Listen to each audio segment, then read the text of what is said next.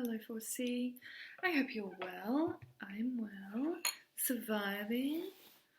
Living this strange version of reality with you all.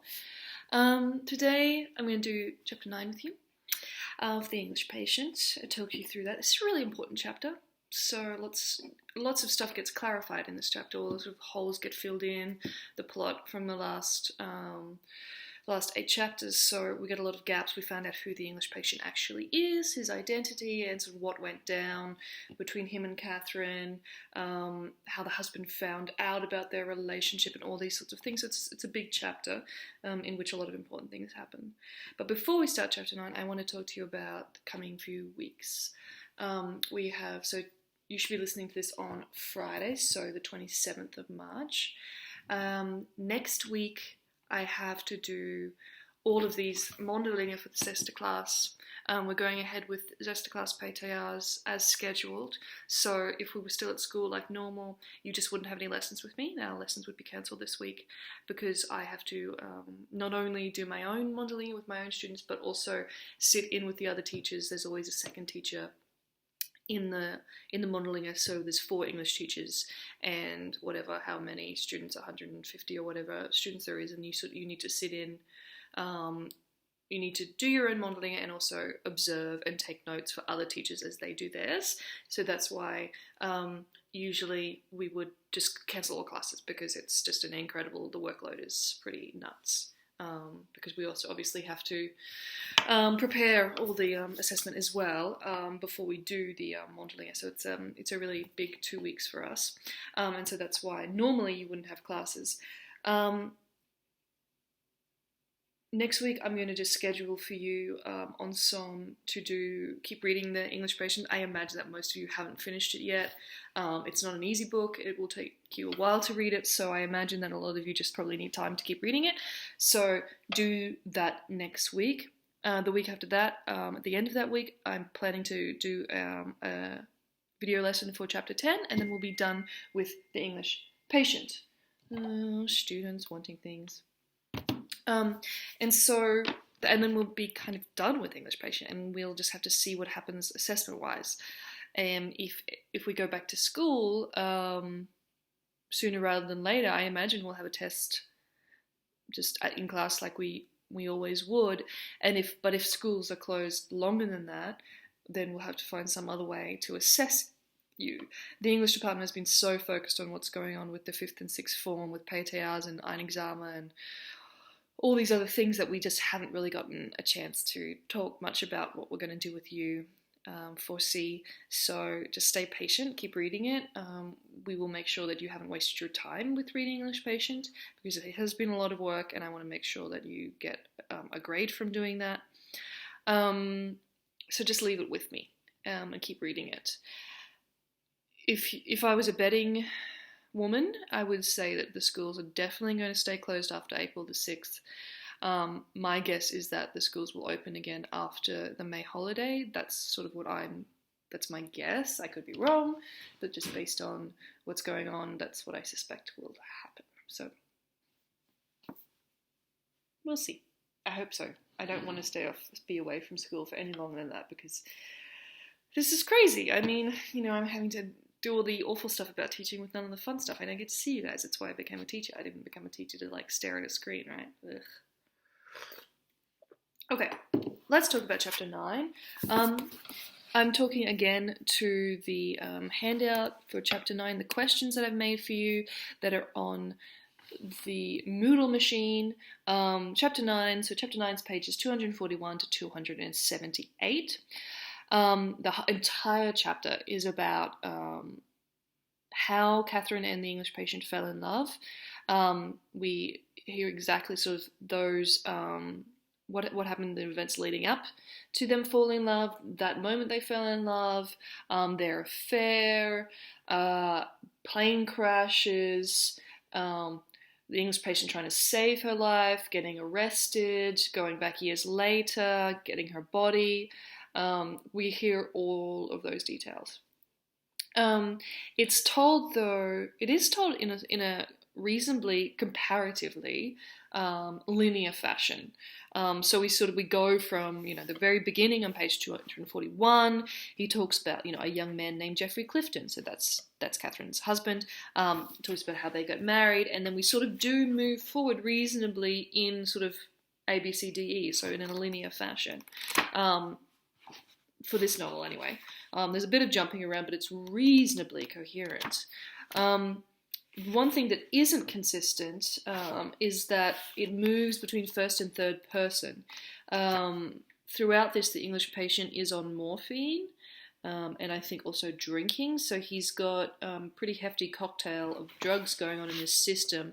He is talking to Caravaggio. Sometimes he's talking in the I, sometimes he's talking about himself in the third person, and that's how we find out that the English patient isn't English at all. He's actually Hungarian. His name is Almasi. Now, the character of Almasi, the English patient, is actually based on a real man. So if you just go to Wikipedia and type in his name, you will find a historical man who really lived. So he's based on that guy. There are some differences. The real historic Almasi was gay and never was involved in a love affair with a married English woman.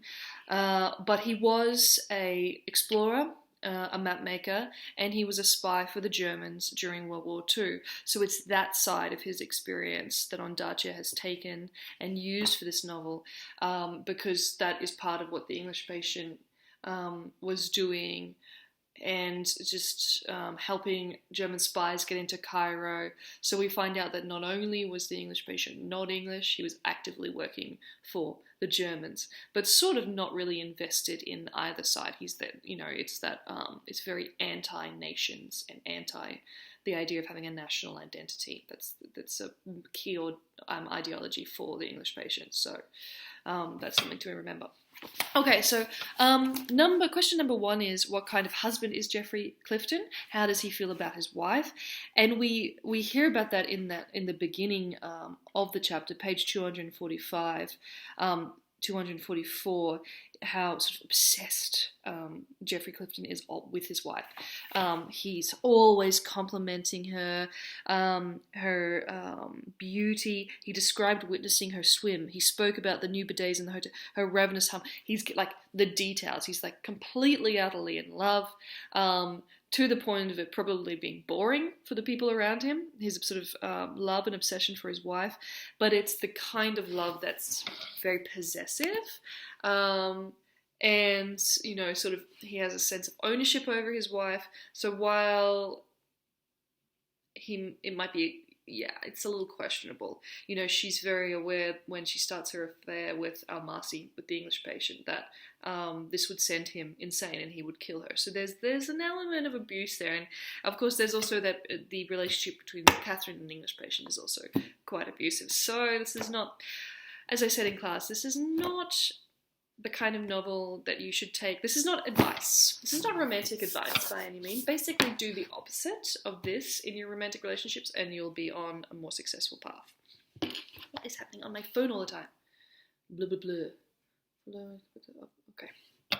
It's been very good for my Dutch, the whole coronavirus things. I mean, you know me, always looking for the silver lining, and I'm reading a lot more Dutch these days. Okay, so Clifton is a sort of obsessive dude, very, very into his wife, and meanwhile, the English patient falls in love with Catherine and does his best to hide it. He falls in love with her when she's reading from Herodotus's The Histories, and I have some questions about that in here, number 3, but I think you can work those out for yourselves, 3A, 3B, and 3C. Those questions I think you can Google and learn yourself. Herodotus is really important to the English patient. He carries his Herodotus' histories with him everywhere, so it's important you understand what that is, but you can do the heavy lifting on that and work that out yourselves. You know how to work Google. So another question there, number 2, I've got a question 244, page 244, how the differences between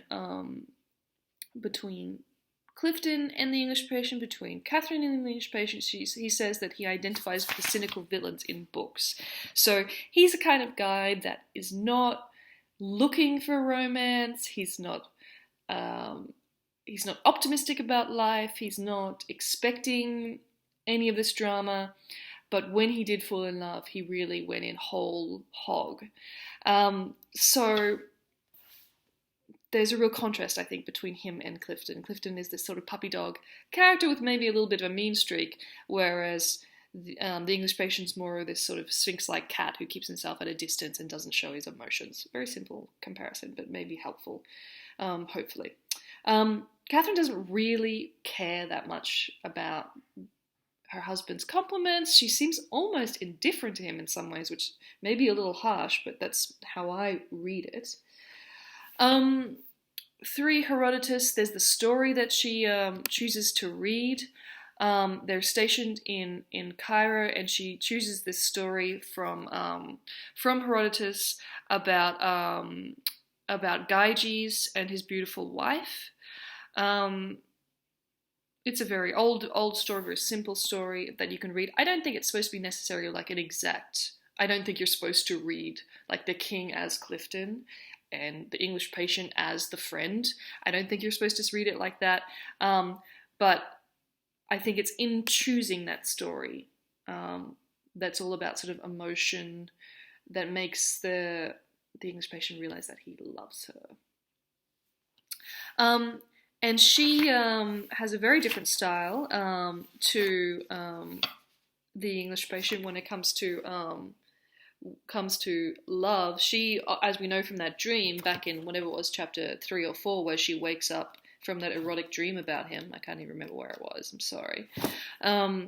We see on page 250 that she walks over to him and basically says, "I want you to rubbish me," which. This book, so many moments, it's like people in real life just don't do this shit. But, you know, it's a romance. Don't be critical, Christy. Move on. That's how she did it. Good for her. Within a month, I was her lover. Nice. So, swift and efficient. So, she's very, very direct and to the point, even though and she knew that the English Patient was interested in her, even though he had been doing his best to cover that up. All right, now let me go back to my questiones. In a weird mood today. Oh yeah, so question number 4, why is it important that Geoffrey Clifton has a lot of family contacts and connections in Cairo? I'm on page 251. This is essentially how Geoffrey's going to find out about their relationship. It says on page, sort of 2/3 way down, page 251, Geoffrey Clifton was a man embedded in the English machine. He had a family genealogy going back to Canute. Okay, so these are examples of references in the book that you don't necessarily need to understand. Canute was one of the old kings of England, one of the Viking kings. And all that really means is that his family has been in England for a very, very, very, very, very long time. And that's what they want you to know. That he has high-class connections, family connections, aristocratic connections in England that go back a very long time. Now, it's saying here basically that people were sort of watching and that frisson of sexual chemistry between the English Patient and Catherine, and that people were sort of starting to notice that there was something going on there. The English Patient didn't really take it seriously. Maddox was aware of it, perhaps. So you remember Maddox is the friend. So Maddox is sort of trying to warn him of the situation he's in, and part of the way he does that is by bringing the English Patient's to the English Patient's notice his copy of a passage out of Anna Karenina. Now, Anna Karenina, I'm on page 252, by the way. Sorry, 4C. My mind is very addled. So the Anna Karenina is basically my favorite novel in the world. I absolutely love it. I did my thesis on it. It's actually a Russian novel, but I can't read Russian, so I did my thesis on it in English. Partially, I did my thesis on like tragic women. So Anna Karenina is certainly a tragic woman. It's a wonderful novel. highly recommended. Given that you have so much time, you should read it, whether you read it in Dutch or English translation. I don't mind. You should definitely read it at some point. And Anna Karenina is the classic novel about an affair. It's amazing. I'm actually rereading it now. It's so good. Anyway, so they have a little passage in there talking about how this sort of web of social connections, how that works in higher class cities, families, countries. And so that was Maddox's way of sort of trying to warn the English patient that Geoffrey Clifton was going to find out at some point or another.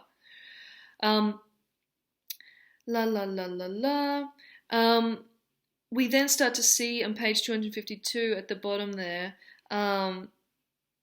some insights into the problems between Catherine and the English patient. Catherine breaks up with the English patient for two reasons. One, she's genuinely scared that her husband, when he finds out, will go insane. She says that repeatedly. And the other is that the English patient, frankly, for all her love for him and the fact that he does genuinely love her, wasn't really giving her what she wanted. He really had a wall up and he wasn't able to sort of vocalize his feelings. A major theme in this book is the difference. Some people who can connect with people and some people who cannot connect with people, and why that may be, whether or not it's got to do with just personality or past traumas and habits. All these things come together, and some people are better than others at connection. And the English patient, like Kip, is one of those people that just really struggles to connect with his own emotions inside himself and then being able to express those, and we see that have an effect on their romantic relationships. Kip's relationship with Hannah and the English patient's relationship with Catherine. So in the bottom of page 252, it says, women want everything of a lover.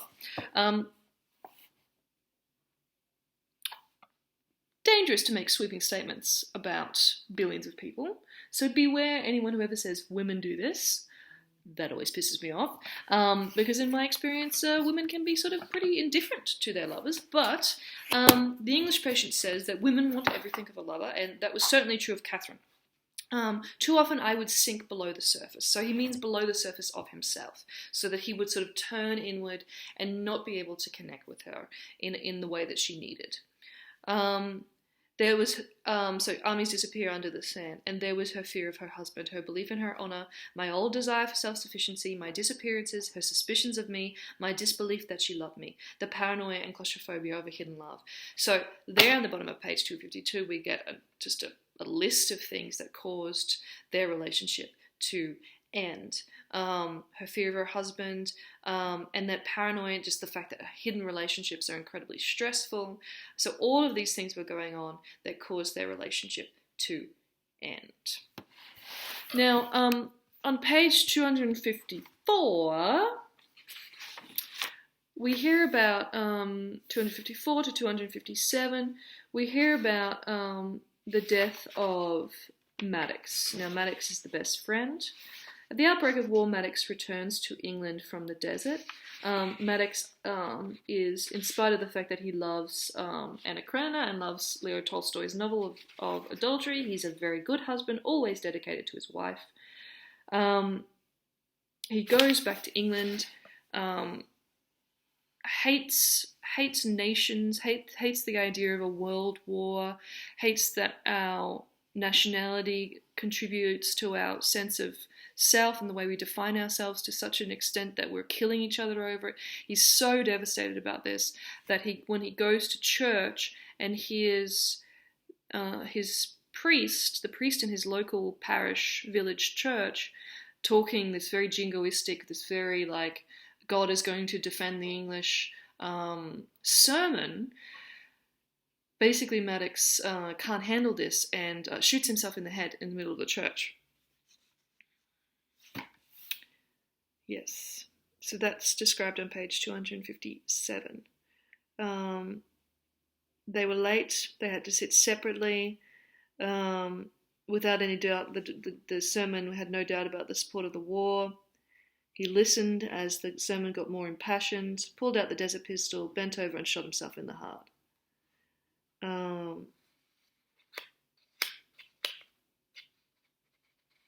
Wow.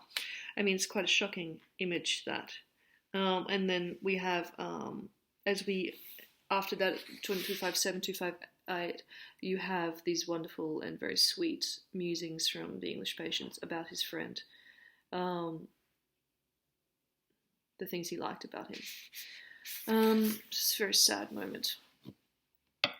I've got a little note on the page there about the English patient's morphine addiction, and how it switches to the third person from here on. So that's when we learn his name, Almasi. So I keep calling him the English patient. I think it's easier, but his real name is Almasi, and he's a count, a Hungarian count. Nice.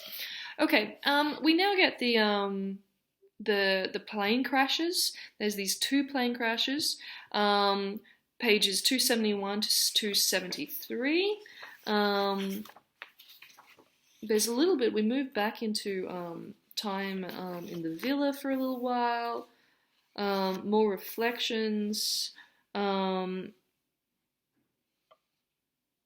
questioning from Caravaggio, who just is kind of obsessed with the English patient's story.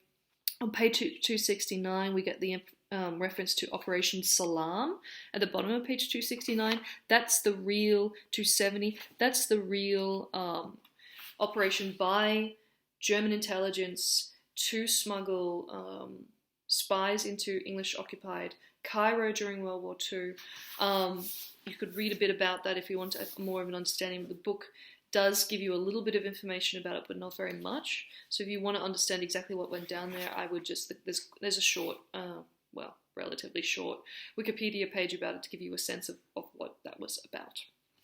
Okay, so we have 2 crashes. I've already told you this. The first crash is when Geoffrey Clifton tries to kill himself, and Catherine and Almasi by crashing the plane that he is piloting. Catherine's behind him, sitting in the passenger seat. He tries to basically crash the plane into Almasi and kill all of them. And even if he doesn't kill Almasi in that crash, he would still die by not being able to leave the desert, right? You sort of run out of water eventually. But Catherine doesn't die. She is seriously injured. She can't walk. He puts her in this cave of swimmers, promises to come back to her, to get her. But when he goes to seek help, instead of the English soldiers helping him, they arrest him. They think he's a spy, which he actually becomes. So that's from pages 263 to 267. There's a bit of a break, and then it's described again from 269 to 271. So Caravaggio is very interested in knowing exactly what was going on. And so he's basically almost interrogating the English patient to know exactly what went down there. Caravaggio sort of fills in more pieces of the puzzle throughout that conversation, revealing what the English government already knew. Like for example, the English intelligence had known about the affair between Almasi and Catherine basically from the beginning, and how Clifton found out what Clifton was doing for the English government. He didn't join the group of map makers because he was so interested in the desert. He joined it so he could gather information for the English government. So you see what I meant when I first started this talking about this chapter. A lot of gaps get filled in this chapter. So if you were going to pick one to read really, really closely, it should be this one, because this really tells you everything you need to know about, how and why the English patient ended up sort of burnt, disfigured, and dying in the Italian villa in 1945. Chapter 9 really goes into and fills in a lot of gaps that have been left sort of open by the previous 8 chapters. Okay, 4C. I'm going to go and do some work and other stuff. I miss you guys. I hope you're okay. I hope we can see each other again soon. I hope you're behaving yourselves, looking after yourselves, looking after your families, and doing your work. Bye.